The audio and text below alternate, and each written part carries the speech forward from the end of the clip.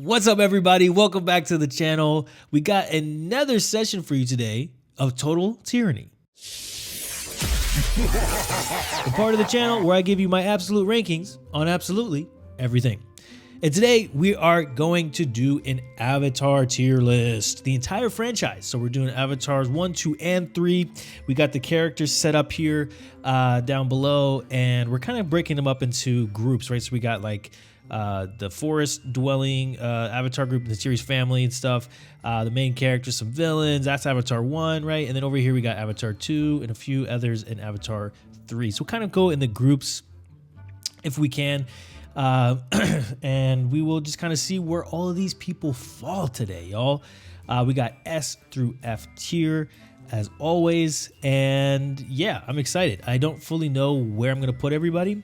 But I think we're going to figure it out. Before we get into anything, I just want to give a spoiler warning. I will be talking about these characters in detail, everything that happens to them, and it's going to be spoilers. So if you don't want to be spoiled, go watch the movies and come back and watch this, watch the tier list. All right, let's dive right in, and we're going to start with your boy, what is his name? Tsu'Tey? I think it's Tsu'Tey.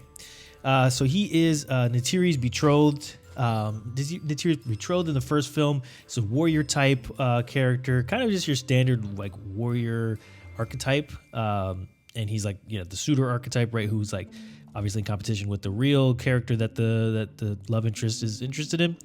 And so, yeah, kind of everything with him is expected, but I do kind of like the, you know, enemies to frenemies to a little bit of like friends or allies towards the end there with him and Jake. That's kind of fun. I liked when he's kind of messing with him during Jake's training and stuff like that. He does kind of sacrifice himself at the end battle there, which is, you know, noble and cool, but, you know, ultimately doesn't do too much. So he's going to land in C tier. All right, moving right along, we got Neytiri's parents, right? The chief, and also I believe her name is Moat. I forget what's the chief's name. I don't remember. But Moat and the chief, they kind of serve a pivotal role as for the forest clan that Neytiri is from. You know, he's the leader, and the mom is kind of the spiritual guide here, the spiritual and the advocate for Eywa and her will, the interpreter of Eywa's will, if you will. Let's just kind of get them on board. I think they're both here as well in C tier. I actually like Moat's design pretty good. I don't know if I like her more than Tsu'Tey. Yeah, I don't know. But she kind of sticks around a little bit longer than the other two. They both die in the first film. She sticks around till I think 2 and 3. She kind of just gets to be like the grandmother type for the young Sullys here, which is kind of cute. And like, oh yeah, oh that's grandma. That's cute. That's nice. But you know, ultimately, that she doesn't do much in those movies. So really, most of her performance was seen in the first one.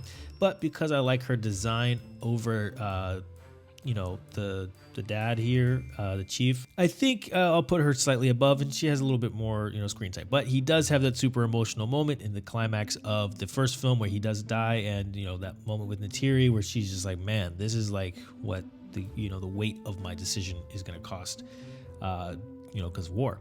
So, I don't know. Anyway, let's throw them here in C tier as well. Solid characters, but, you know, nothing too crazy. All kind of just archetypes of just, like, the native person of whatever that their role is. Like, the native mom, the native warrior, the native dad or chief. You know, you've seen these characters before. They kind of just operate in that way, but it does work. So we're going to go C tier. Then we get into Neytiri herself here. We, you know, she's definitely at least B. Could go A, and maybe even S. She's, you know, quite possibly the best character in the entire franchise, so I think that warrants her, you know, our first real look at an S tier character. I don't think there's really anybody else that's gonna even really have a chance to crack that, except for maybe Jake himself. Yeah, I don't know. She, first movie, love her. Very iconic, great lines in that movie. Relationship with Jake is great. Kind of finding her place, you know, between her clan and like her, you know, the longings of her heart, and like what is Eywa's will for her and this new outsider, you know. So a lot of stuff there that's really nice, and she gets to train Jake in the way of the Na'vi. That's pretty awesome. Later movies though, I mean, she gets a little one-dimensional as just kind of like once the kids are introduced, she kind of loses a little bit of her luster, and they kind of just, you know, stick her in the just mama bear role to where it's like, hey, just come be a badass every once in a while to you know, save the kids. but story-wise, I feel like she lacks a little bit of, nuance here. And that's a shame because she's such a great character, and then because the story starts to kind of focus on other characters. Of course, they try to give her a little bit of that thing in 2 and 3 with like, maybe she's dealing with racism, internalized racism, like even towards her own family. Maybe she kind of hates her kids in a way, or her husband in a way, because they're half human, or the kids maybe quarter, but they have human blood, and that they represent these demon people, the people that they hate, that are trying to kill them. So that's actually an interesting premise, right? An interesting reason for her character to exist and to communicate about. But ultimately, they don't really do much in the movie that is very interesting to me around that topic, other than her just kind of being upset, but still kind of just operating in the similar, like what we already talked about, the mama bear role. Like she just does that, but just like with a chip on her shoulder. So it's like, I don't know, not super interesting in how they do it. Interesting premise. I feel like they should play that up a lot more and have her kind of figure out like, what's the will of Eywa here? What is the place of humanity in her heart and also in Pandora? So yeah, we're gonna kind of leave her here in S tier because I have a feeling that she might be the only one that's gonna crack that. So let's see what else we got here. Okay, let's move on for a sec, and we're gonna go to your main character here, Jake Sully, which automatically I think puts him around here. Could be an A tier. You could want him in S. You know what I mean? And we have this other picture too. I could have done the one of him as an avatar, but it's a little dark. Can't really see it, and I don't know. Just kind of a way to separate him.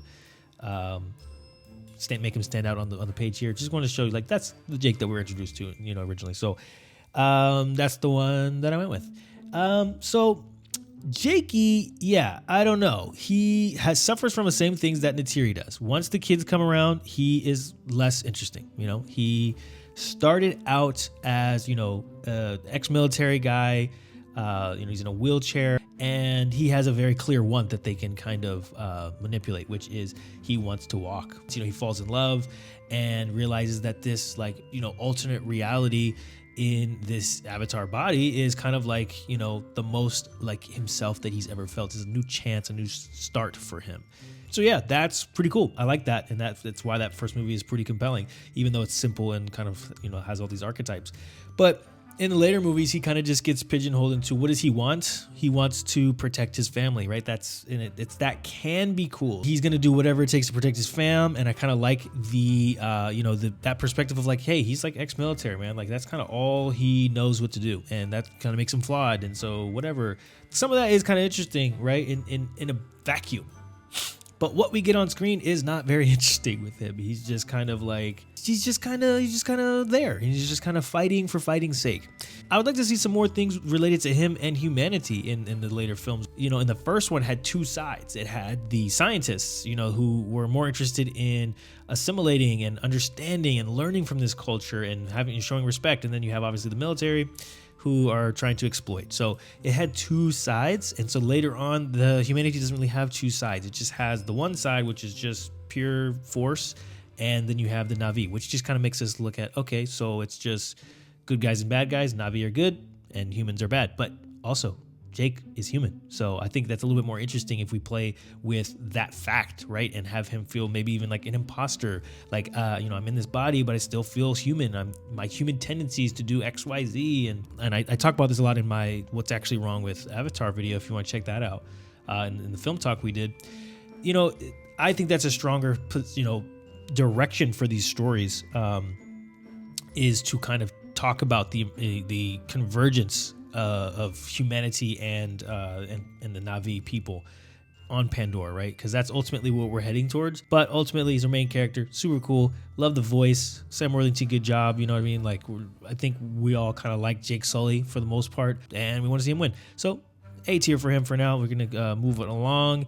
Let's get to Quaritch, and Quaritch is interesting because he's another character who starts out kind of like all these other characters, right? Like just more of an archetype. He's just kind of the general bad guy. He's the Marine general who's just kind of cold-hearted, doesn't care about this other culture. It's just kind of exploitative, and he's just going to get the job done and do what America and the world needs, right? Whatever. So that's not super interesting. But then he kind of, in the second movie, they bring him back as they put his memories or whatever into a avatar body. which is his kind of clone, right, essentially. And this version of him, which I'm going to count them as one character. I couldn't decide which picture to use of him in whichever, but just so we really clear that it's Quaritch, I'm going to use his human side, just like I did with Jake. Yeah, I think actually he's kind of strong for me later on, because I almost like him better when he becomes an avatar or becomes a Na'vi, because he starts out kind of one-dimensional with the archetype, right? Then you introduce like, well, now he's in this other body and he's like literally in a physical sense a part of their culture, and he's interacting with the world, you know, through the ponytail shit or whatever, just like being Na'vi. So he can't deny the part of himself that's like kind of naturally now assimilating into this, right? And that becomes kind of interesting in that movie, especially when they kind of recreate some of those moments that Jake went through, that he's like, if Jake can do it, I can do it. But you know, that there's something there for me. I think he's at least a B, could even be an A. I think the potential for him makes me want to put an A. But ultimately, again, a lot of these characters, potential is there, but the follow through is not fully there. So I do think that's a little overplayed with like his let's not kill him thing, or like, I don't know. That's pretty annoying. Like, you know, he dies in the first one, they bring him back in the second one, and then he kind of dies again in the second one, and then they got to bring him back again, even in the second one, like 5 minutes later. And then the third one, of course, he's in it, and then he dies again. But like, dude, we get it. He's not going to die. He's that like, damn, this motherfucker won't die type of situation. And I kind of like that to some degree, but I think it would be stronger if there was some type of like lasting, effect that when he dies or is close to death, like that it has on him, where it's like, maybe he's got like a super terrible burn or like a limp now or something where he's like, man, this dude is on the brink of death, but this dude won't die. Some type of like real grizzled survivor type of thing. Like that would be kind of cool. But they don't really do that. It's just like, yeah, no, he's fine. Like, he's good. I am actually kind of interested in what they got going on with Quaritch. So he's going to land in B tier for me. We got this guy. This is Lyle, I believe. It's Quaritch's kind of goon. His like right-hand man that kind of follows him around. He becomes this guy later. And so I think I'll use that one. I think it's a little bit more recognizable. But yeah, ultimately he's D tier because, I mean, he's just a little sidekick character. He's cool. I like that he's kind of like always at his right hand. He's got his little posse of people or whatever. But I wouldn't put him up to C with these guys. I'm leaving down here in D. Yeah, doesn't really do too much for me. Okay, we got this dude, Moneybags. What's his name? Parker? This is Parker, the kind of Moneybags, like whatever human government guy who's funding the military efforts on Pandora, trying to obtain unobtainium. But yeah, freaking, this guy sucks. F this guy. He's an F tier because F him. I don't like him at all. I don't think he needs to even be in the movie. Like, his role could literally be played by like a hologram from Earth who's just like, we need to get the unobtainium. Kill all them people. Like he doesn't really add anything by physically even being there. You know what I mean? But like, and he's kind of just wormy, kind of annoying, like, and it's not in a way that's causing conflict for anybody that's meaningful. It's just like, yeah, like America's greed, humans' greed, and I get that that's like, trying to represent that there, but ultimately, I mean, he's not really doing much for me, man. This guy sucks. So F him. Let's get him out of here. F tier is now open. Next, we have Norm. So Norm is kind of Jake's friend. He's just one of the scientists from the first film. He pops up again a couple times in 2 and 3, mostly just to kind of give exposition for stuff. He kind of represents that the scientists who kind of land in the Hallelujah Mountains by the end of 1, and they're kind of just there, and they don't really know what to do with them. I feel like this movie is really supposed to be, or should be, more about humans assimilating into the culture of the Na'vi and stuff. And I feel like the human aspect is something that we are devoid of in 2 and 3, because like there's barely any humans in it, and the humans are just all evil, right? They're just the military people. It's more like, where's she at? This lady here. What about the other humans that are now born on Pandora and they're kind of stuck there? Like, that's a cool group of people, and like raised by Norm and like Max, right? So, or like anybody who's on base with them. So I think like that's a great opportunity to do something with those characters. You could even do kind of like a reversal of what Quaritch is doing. Like, Quaritch is embodying, the Na'vi bodies and then infiltrating the culture, right? You could do that with the humans. They could all have kids, or, have a couple kids that they're raising to know the customs of both worlds and be like, this is how the humans act. This is what they're going to expect. Infiltrate their ranks. Now you have spies on the other side, right? I don't know. I think there's something interesting to do there. Norm could be the head of that. I think that would put him a little higher, right? But ultimately, we don't get that on screen. So We're going to leave him here in C tier. Let's move it to Grace now. She's sort of the head scientist in the first Avatar movie. And, you know, I feel like she could be a C tier because she's not really in 2 and 3. She's there as like maybe a spirit or like floating around to be there for her daughter. But, you know, she could be B tier. If you really like her, no, I wouldn't put her above B, really. I don't think she's better than Quaritch. So I would say this makes a lot of sense to me that she would be there. Kind of becomes like Jake's better friend in the first movie, kind of someone who's really looking after him. She ultimately does die in the first movie after trying to kind of go full Na'vi like Jake gets to, but she doesn't quite make it. She really cares about the Na'vi people. But ultimately, she is still kind of an archetypal character who's just like, I'm a scientist who believes in the science of it all. And that's kind of her whole character, right? She believes in the science of it, and she wants to do right by these people. So, yeah, it's cool. It works for this movie, and I feel like she's a B tier. I think that's very appropriate for her. Then we got Max, very similar to Norm. Of course, he's probably going to be in his same tier. Ultimately, I just think that he kind of doesn't pop up as much as Norm does. And, you know, didn't have that as much of an interpersonal thing going on with Jake in the first movie, so I'm gonna knock him down a little bit, and I'm gonna put him at the back of C here. I'm just not like super attached to him very much. I think that's probably about where he's gonna land. Moving on to Trudy. She was in the first movie kind of on that same, like she's part of the scientist group, but she's actually from the military with Quaritch. She kind of turns on him to join Sully and the scientists, so she's kind of like the muscle of the science good guys group or whatever. She does end up dying as well in that film after sacrificing herself in the final battle, I guess. She did a couple of things that kind of helped, you know, Jake out. But, you know, ultimately, I feel like she's kind of forgettable. I really forgot that she was even in this movie. It's Michelle Rodriguez kind of doing what she always does. The character didn't really need to be in the film, in my opinion. She kind of just used more as a plot device to like, okay, we need someone to help Jake a bit or to move this kind of fight along in a different direction. So she, you know, they write her in. But for that, I'm gonna put her on the top of D. I don't think she's really that bad. It's just kind of like, yeah, ultimately forgettable. So we're gonna leave her down here in D tier. That is the end of you know, essentially Avatar 1. These are the characters in Avatar 1 that we're looking at. And I think, I don't know, I feel pretty good about those. And yeah, we're gonna move along to Avatar 2, The Way of Water, and we're introduced to Jake's kids. So these are the Sully kids. Quick little thoughts about them.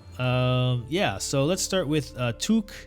Took is cute, and I think I'm just gonna leave her in C tier. I don't really need to say anything about her. She's not very interesting. Doesn't really do anything. Kind of gets in the way. I don't think that she needed to even be in the movie, but because she's just likable, cute, and you know, I like having just the aesthetic. I think is cool. So yeah, I don't know. Probably like her better than him. Could like her up here somewhere. But these characters kind of serve more of a purpose. I'll put her here. Yeah, it feels about right. And there's not really much else I need to say about her. Let's go to Kiri. Okay, I have a lot of thoughts on Kiri. Kiri is interesting because, okay, she is Grace's daughter, and sort of like they have like an immaculate conception thing going on with her, which not very strong to me personally. Like we just got to stop doing the immaculate conception thing, the Jesus thing, the Anakin Skywalker thing. Like let's just stop doing that in general. It doesn't, you know. I think she could still kind of be a chosen one type of character that Awa is choosing to, you know, operate through without being an immaculate conception type situation. And yes, it is very strange. It is very strange that they have like what, an 80-year-old Sigourney Weaver voicing this girl. There's no point of that. It sounds very strange. I hate it. That's one of my least favorite things about her. And I feel like they could have just gotten anybody else. It doesn't matter that she's supposed to be like her clone or something to where they need to sound the same or like that's the same actress. It's cool that you're trying to keep Sigourney Weaver involved because it's like she's kind of a part of the franchise, right? You're trying to extend her through like her kid. It sounds so weird. I don't like it. This is my pitch, and this makes me want to kind of put her up here. I think she would work a lot better as actually the birth child of Jake and Neytiri. Because it would be like more of a legacy thing for them where the chosen one is from their bloodline, right? And it's like Awa specifically chose Jake, right? And then Neytiri falls in love with Jake. And this bond is what is the central point of these movies, right? This is the human becoming the Na'vi and the Na'vi learning to accept humanity. That to me is the heart of the story. It's in the first one. And I feel like the others point towards this assimilation. Again, I talk about this a ton in my other video. Kiri would make sense as their child, maybe even their only child, right? And then it doesn't have to be the Immaculate Conception thing, but she could still have the Chosen One thing going on because Eywa's choosing Jake through his family to kind of unify humans and the Na'vi. Doesn't that sound dope just by itself right there? That makes sense, right? So, yeah.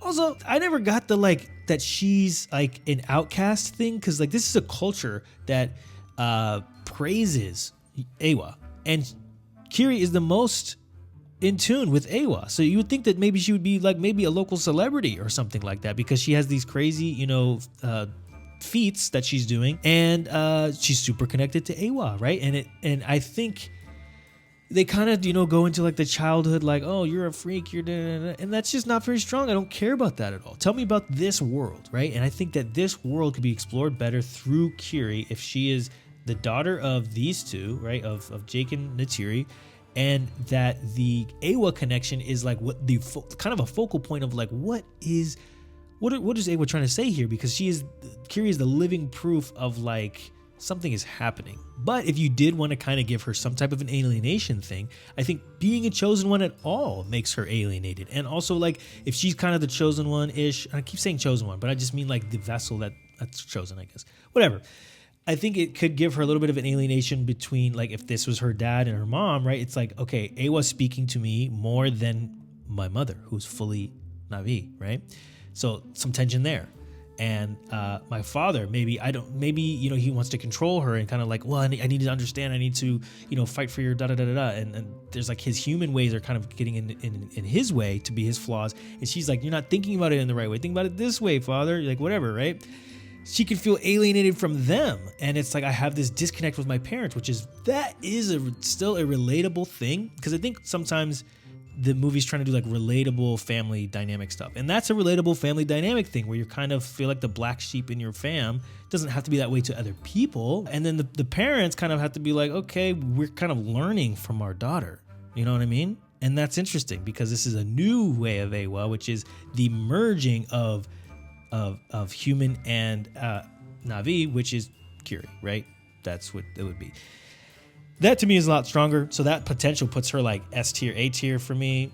But she doesn't ultimately get there. And I still think that what they do kind of do with her is more interesting than the other characters, but the performance sucks. So it kind of is like she could be C tier.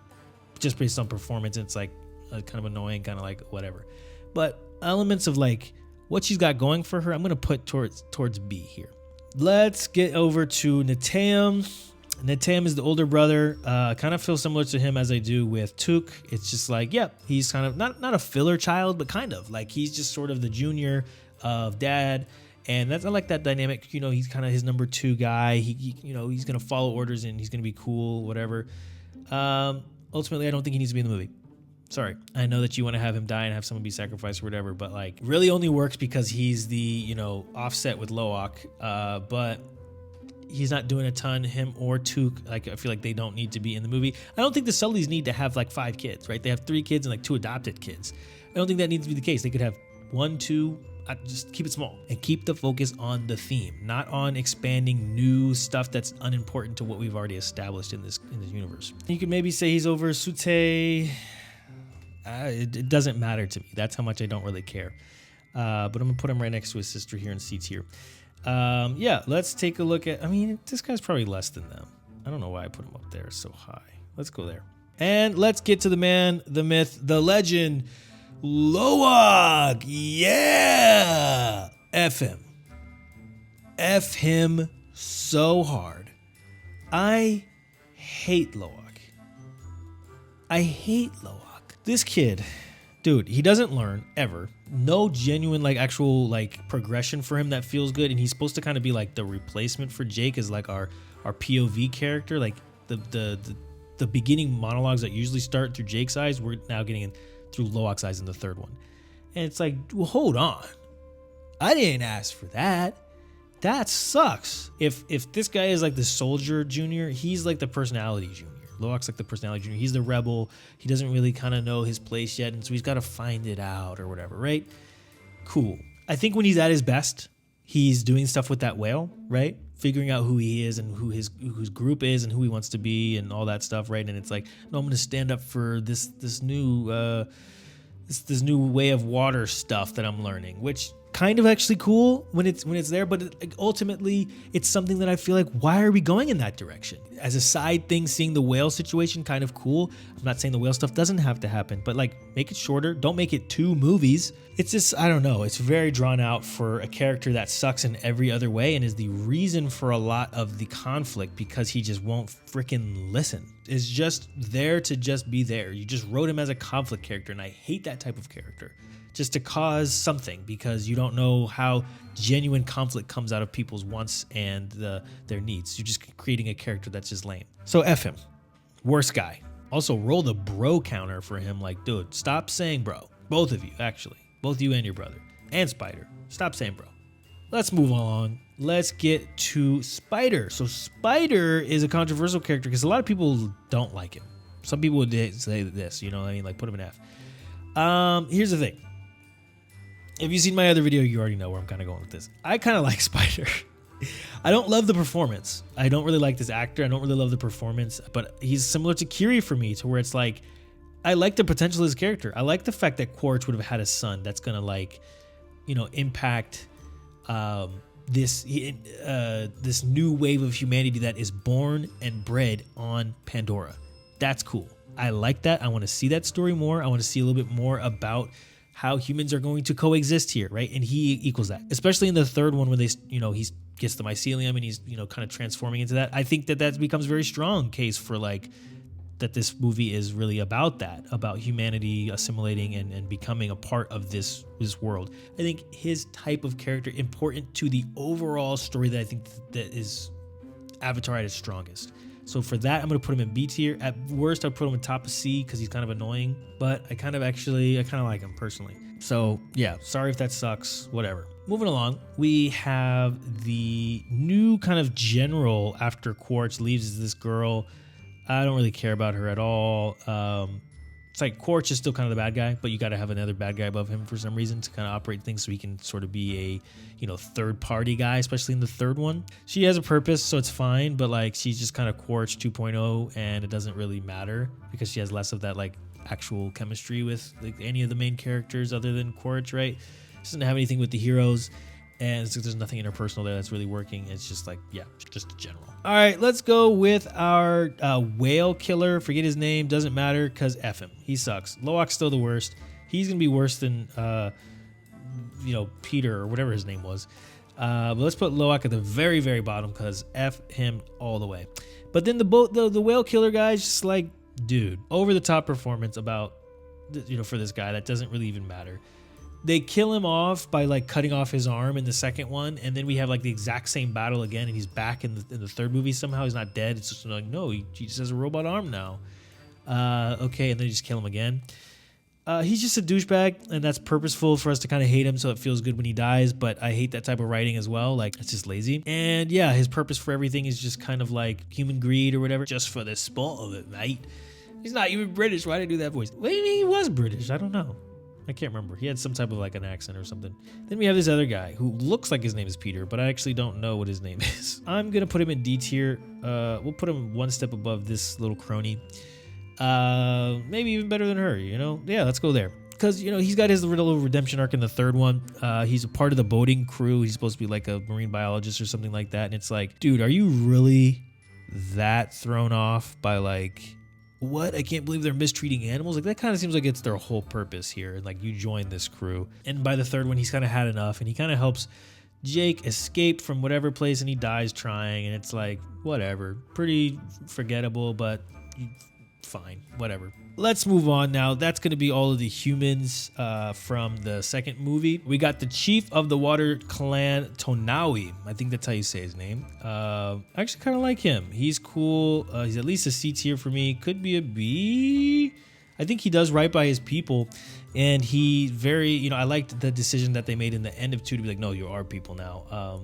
Didn't love that in 3, that they kind of just did a repeat of 2 and they're just kind of with them again because he already made the decision. But it was cool in 2. It was cool in 2 So I enjoyed it, but I think I'll put him actually at the top of C. Yeah, that feels good. Let's get to his wife, Ronal. And she's probably a little bit more interesting than him. They're about the same, actually. I mean, she has a baby in the third one that the Sullys now also have to take care of, which is funny as hell. A kind of shaman type, like representative of Eywa, interpreter of the will of Eywa. So that's kind of cool. So I kind of like that. She just doesn't really like outsiders and stuff. And, you know, a lot of times the ladies in these movies who are cautious, usually correct. I think that they work as a pair, so I'll put them side by side. I'll kind of boost her a little bit above the guy here, the chief, and we'll kind of move on. And I think these are both their kids. There's a third kid. He's not on this list, which I guess is fine. I'm not going to include him, but we'll just look at the kids. The son of the Water Tribe, he's fine. Only kind of exists to like pick on Kiri and kind of have that whole like beef with the two younger brothers. I'm gonna put him in D tier. I don't really care about him. Yeah, ultimately, I don't really care about him at all.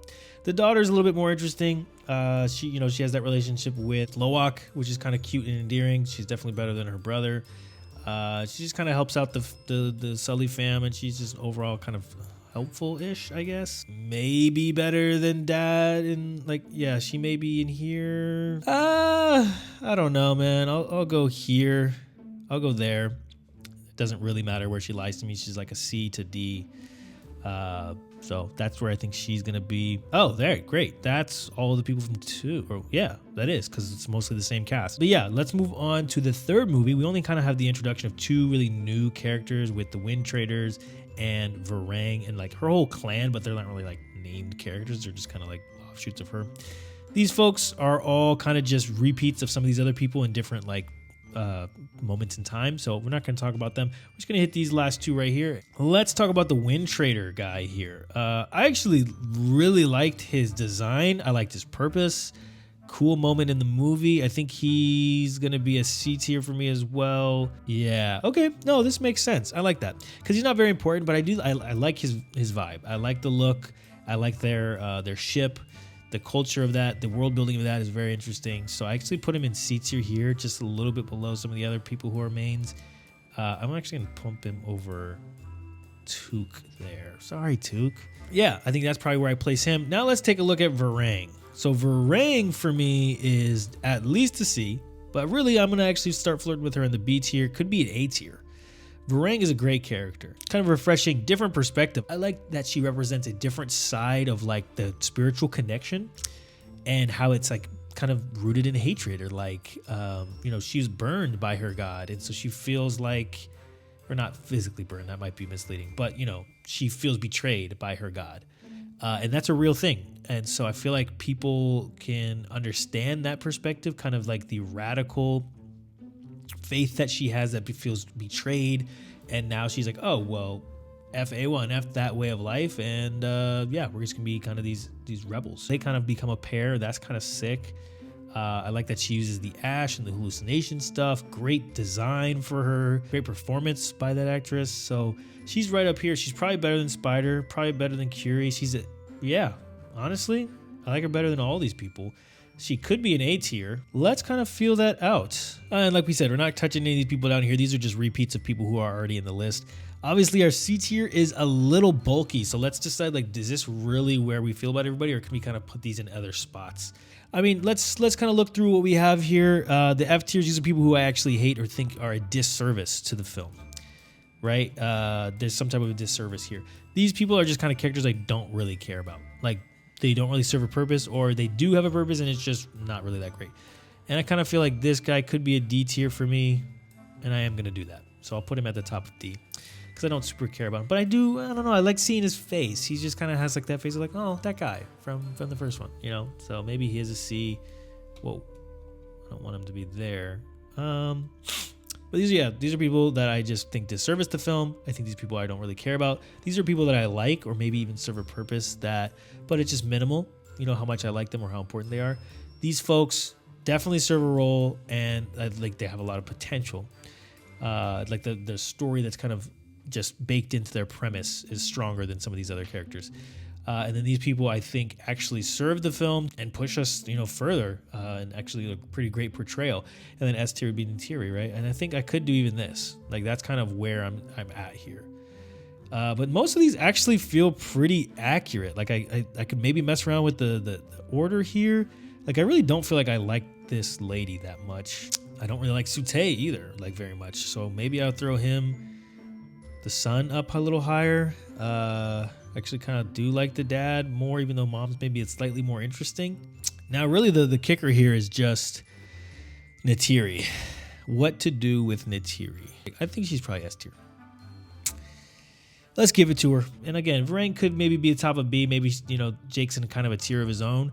But I throw her up there. I think that she's very strong performance and almost nothing, you know, nothing wrong there. I think that was pretty perfect. So Neytiri reigns supreme on my Avatar tier list. This is my rankings for the 3 Avatar movies in the franchise so far and the characters in those movies. What do you guys think? Do you agree with the list? Am I completely off on some of these? Did I mess up someone that you really liked? How would you organize these tiers? Like and subscribe as always if you enjoyed what we got going on today.